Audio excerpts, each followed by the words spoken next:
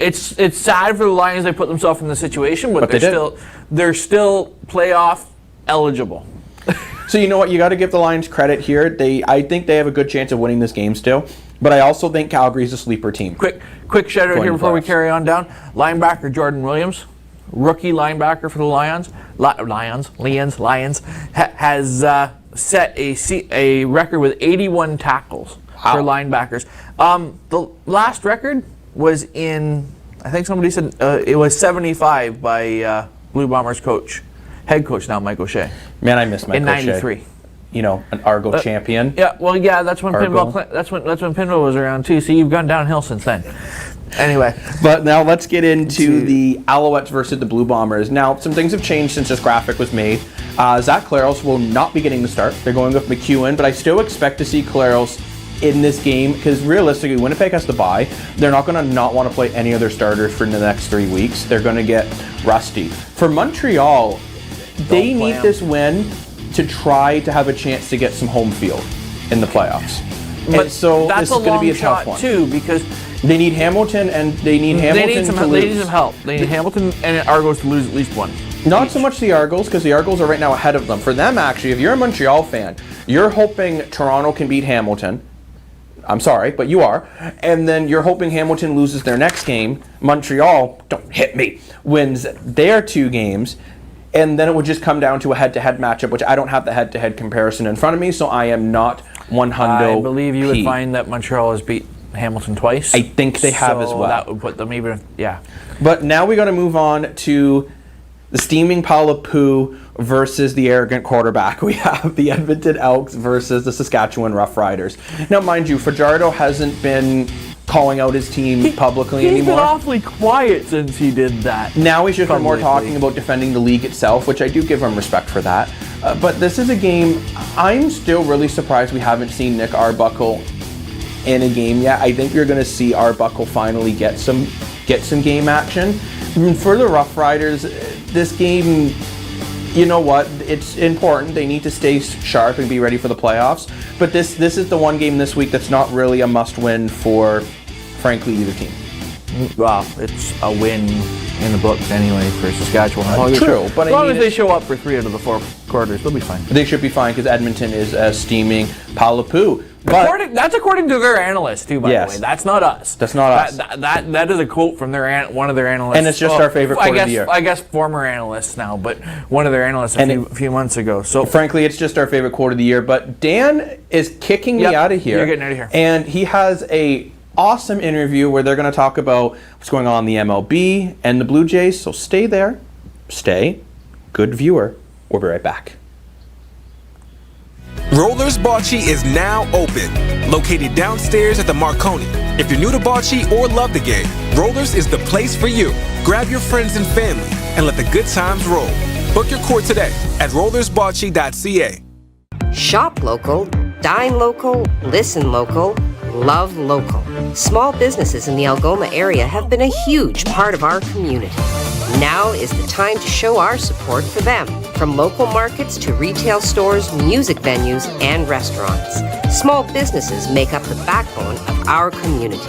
So go on, embrace all they have to offer by shopping, dining, listening, and loving local. Visit ssmcoc.com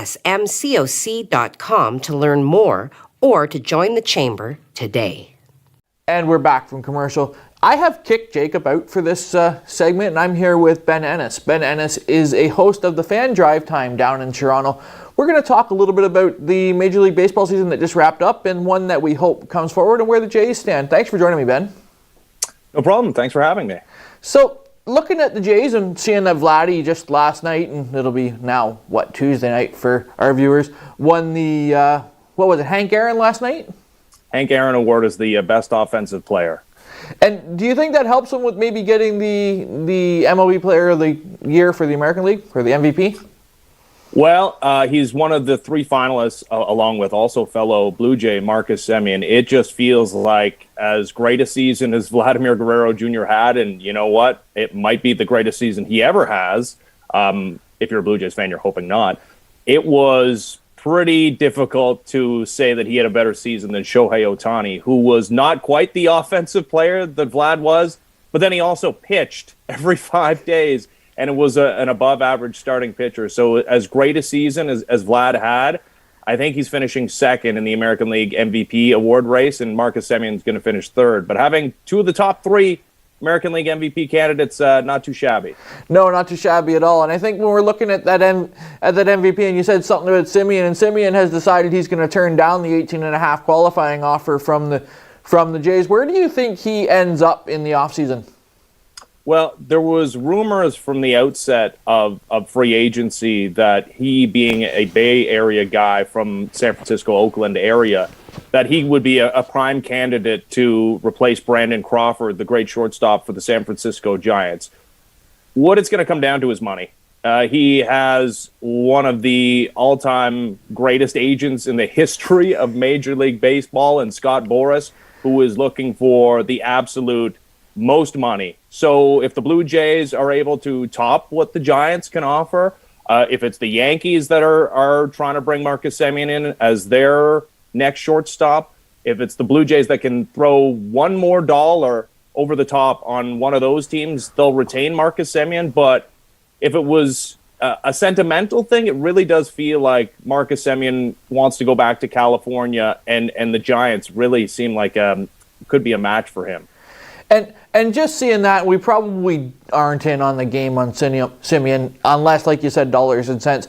Robbie Ray seems to have wanted to set down some roots here in Toronto. Do you think we have a better chance of keeping him, being less, maybe not less money, but more sentimental? Well, you know what? He is actually going to probably command a little bit less money. And you're right. What happened in Toronto this past year, I mean, last year and a half, because he was traded mid-season during the 2020 COVID-shortened year. He wasn't what he was this year in that year, though. But what he has become in 2021, and I think he's going to win the American League Cy Young Award. He's one of the three finalists. What pitching coach Pete Walker has turned him into, and what he's been able to accomplish in one of the most difficult divisions in all of baseball, for my money, the most difficult division, the American League East. I really do think that there's a much stronger possibility that Robbie Ray realizes that his best opportunity to continue doing what he started this year is to come back to Toronto and be part of something that is building. Blue Jays with 91 wins, just finishing a game out of the playoffs this past season. But it's World Series or bust, as long as they have Vladimir Guerrero Jr. and Bo Bichette and this core as currently constructed. I do see a scenario, a more likely scenario, that Robbie Ray remains a Blue Jay than Marcus Semien. And we know you work for Rogers, and Rogers is a big part of the Blue Jays. Do you think Rogers is ready to open up the purse strings a little bit to keep this big core around? Well, we heard that explicitly from Mark Shapiro. I think he's had his meeting with ownership. Of course, there's a big to-do in the business world when it comes to the leadership at Rogers, but I don't think that necessarily has an impact on the budget that they will be given. And Mark Shapiro said it explicitly. Our budget's going up. And remember, the Blue Jays were maybe the biggest player in free agency a year ago, giving $150 million to George Springer. I think it's a very real possibility that the Blue Jays once again go into the free agent market and land another big fish. That big fish could be one of their own guys in a Marcus Semien or a Robbie Ray, or it could be somebody they're bringing in, whether it's a third baseman like Chris Bryant or another starting pitching. Or Carlos Correa. Could be any one of those. But yeah, I think the payroll is going up. And this is all hypothetical based on whether there's a season or not. The more and more we start to follow people on The Athletic and other places, it seems there's going to be some labor trouble. It's just a matter of how much. What's your thoughts on it? Well, yeah, it seems like everybody's indicating that this midnight deadline on December 1st is going to come and go, and there will not be an agreement between the Major League Baseball Players Association and the league, which means that we're going to have our first technical work stoppage in 26 years. Of course, last time there was a work stoppage, we missed a World Series in 1994. Expos fans know what I'm talking about. Let's be honest, it probably cost the Expos. The Expos in general. Yeah, it may have cost a city a franchise, and hopefully for their sake they get one back in the not too distant future. But yeah, it looks like there's going to be a lockout, but what that means in December is not that much. It means that teams cannot contact their own players. Free agency gets halted at that point. Everything that I've heard from people who are way more in the know than me, everything I've read, and it's the same stuff you've read, is that the issues that the two sides are dealing with are not so fundamental that it's going to impact the upcoming season. Now, will it mean a late start to spring training? Maybe, and maybe the Grapefruit League season gets cut up a little bit. That's a possibility, and it would be kind of a disappointing one. But I don't see a scenario where we lose, and fingers crossed when I say this, I don't see a scenario where we lose even one regular season game this upcoming season. And do you think we've seen the last of pitchers hitting in the National League? I do. I really do. I think it makes sense for both sides. It's a give back to the players because the players want it as much as, Marcus Stroman and there's a number of good hitting pitchers. They'd much prefer to create an extra job, which the DH does. And 15 of the 30 teams in Major League Baseball do not have DHs. As you mentioned, the National League, there is no DH. I think it's just a simple give back, and it makes too much sense. And honestly, if I'm throwing my own 2 cents in, it's a more enjoyable version of the game where you lose a non-professional hitter and you gain one that is a professional hitter, and I think it's an easy transition to make. I think we've seen the last of Zach Greinke getting a base hit in the World Series. And I think you're probably right. Thanks for joining me today, Ben. I hope we can do this sometime around spring training again. Sounds good. Thanks for having me. It was nice to be able to talk to Ben, and we have to hear from our sponsors now because we have to get paid here on the show. So off to break, we see you on the flip side, back with Jacob in the other seat too, which is always good news. Shop local, dine local, listen local, love local. Small businesses in the Algoma area have been a huge part of our community. Now is the time to show our support for them. From local markets to retail stores, music venues, and restaurants. Small businesses make up the backbone of our community. So go on, embrace all they have to offer by shopping, dining, listening, and loving local. Visit ssmcoc.com to learn more or to join the chamber today. 705 Sports, supported by United Way. Help make your community a better place.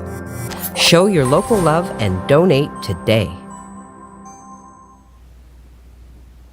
And a quick wardrobe change later after our nice little break there, and I'm back to what I was wearing before I went off to that 2.5 days ago. But anyways, thank you, Ben Ennis, for joining us. Look forward to talking to you again, my friend, about MLB going down the road here. We are back to talk more Frozen stuff. Oh, the Frozen stuff. So let's get into our tonight and our Saturday night in the NHL. So we're going to start off with the Toronto Maple Leafs battling the Calgary Flames. And actually, this is going to be one heck of a game. Calgary has surprised, and I would say even including ourselves, how good they have been. I don't know how sustainable it is, but right now they're good. I fall asleep to Flames games at night when it's like 10:30 and they're playing out there and it's the second and third. They are all the hype out in Calgary right now. Well, I mean, look at the way they're playing, and I mean, their keys to victory are pretty much how they're playing. They score early, they play hard, and they actually do a pretty decent job at containing other team superstars. Their defense is very, very good, and our top lines need to show up. Hopefully, Tavares is back. Let's hope. For the Leafs, day-to-day injury, nobody's really saying what, game to game, who knows? But yeah, we're looking at it's going to be secondary scoring. You had it up there. Is a key for the Leafs. And the Muzzin Hall pairing is a concern for me still, just because Calgary has that explosiveness that we weren't expecting them to have, but they have found it. And we Muzzin's need great, Hall to give a damn. Yeah, agreed. We need Hall to give a damn and skate. You know, that it's something, you put skates on your legs. I cannot get my leg up to here. We cannot, but I can't skate well. Neither we're not going to tell him he we're can't not skate. NHL players. He needs to skate. But and he needs to care. He needs to care. He needs to show like he wants to be here. And I personally think he's ready to find the train out of town too. But hopefully he's not the next Jack Eichel. And speaking of the next Jack Eichel, let's go over to the Sabres versus the Oilers. You know what? That was You're just bad. jealous because the Argos are ahead of your Tiger Cats. Anyways, for this game, we are looking for Edmonton to keep their top 6 rolling because, as we talked about, their bottom 6 is non-existent. Goaltending needs to be good, especially since it's been confirmed Mike Smith's going to be out longer than what they were first anticipating, which is really rough for Edmonton. And don't underestimate the Sabres. I do, because they want that first pick. They're into tank mode. Yeah, but you know what? Buffalo's been playing, but it has been overperforming. They do it by dumping and chasing and playing a bit of a defensive trap, which is going to be hard against McDavid. A shout out to Kevin. They put pucks in deep. They do put pucks in deep, but like it's going to be tough for Buffalo to do this against Edmonton with McDavid, Draisaitl, Hyman, which hurts a Leaf fan to say that with Hyman having such a good year. He's been slowing down a bit, but still. But I mean, if they can contain Nugent-Hopkins, McDavid, Draisaitl, and Hyman, the rest of the guys in Edmonton aren't scoring, so they have a shot. 110%. But I don't think it's going to happen. But let's get over to the Montreal Canadiens versus the Detroit Red Wings. And I just want to say, what the heck is going on still with Montreal? I predicted you guys as a cup contender. Dan looked at me like I was crazy. And it turns out Dan was right. So see, I was right there, and we were right on the Ticats. We're winning today. Okay, sure. But for Montreal, wake up and smell the coffee. And while you're smelling coffee, bring me over when I take 2 cream, 1 sugar. They need their goaltending to step up. Jake Allen's been okay. They need him to play better. And for the love of God, stop with your fancy crap. Put the puck in the net. I don't care. It doesn't matter how it goes in. Do you get an extra goal? Does it count as 2 goals if it's a dirty dangle? No, or is it still just 1? But they look a lot like when you're talking about dirty goals, Vancouver. Not going into that home plate area to get the rebounds. And to be honest, Montreal was playing like the way Toronto did 3 years ago. Which is kind of what we predicted. They don't look engaged. They aren't going. They're not hitting. When Josh Anderson isn't flying like a maniac and a bat out of hell, you know something's wrong with this team. Because he is normally that type of player, and a player who I expected to step up. But I could rant about Montreal for an hour, and the show was not an hour long. So we need to move on to the Maple Leafs versus the Sabres, which again, now we're on our Saturday night games. And I would say again, Buffalo is the same keys that they are for the other one. The keys are the same for both. Not really for both, because I think they need to protect Joseph Woll at all costs. I think, if anything, you need to focus more on defense than you normally do as the Leafs. Because let's say he comes out shaky. Hutchinson hasn't, as much as I like him, he hasn't looked great in the periods we've seen him in. You're putting a lot of pressure on Mr. Soup, Mr. Campbell's. Get that sponsorship, Campbell. Come on. But you can afford to lose one of these two.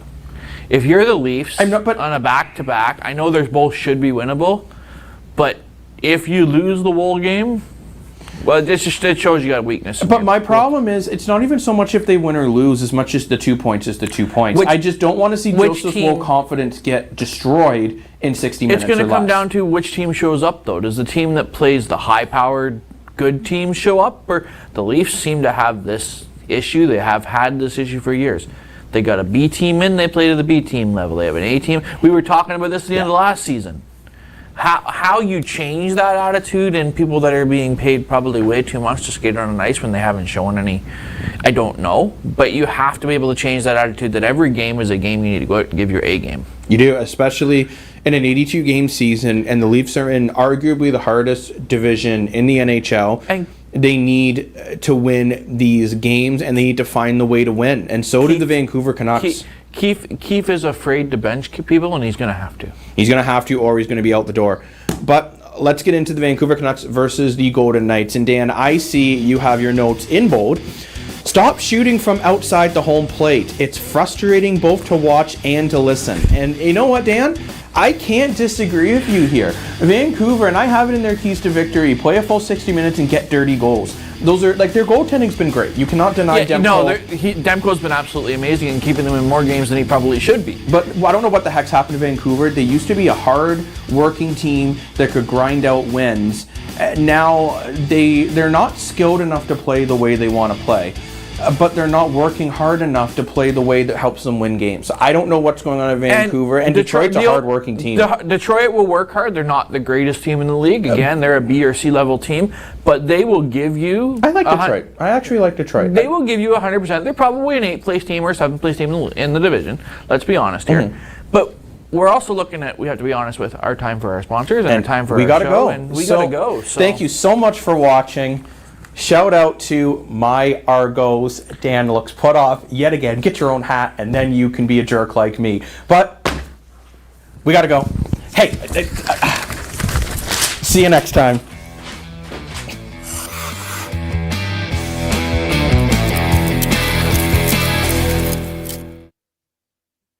Shop local, dine local, listen local, love local.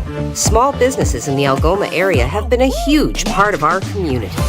Now is the time to show our support for them, from local markets to retail stores, music venues, and restaurants. Small businesses make up the backbone of our community. So go on, embrace all they have to offer by shopping, dining, listening, and loving local. Visit ssmcoc.com to learn more or to join the chamber today.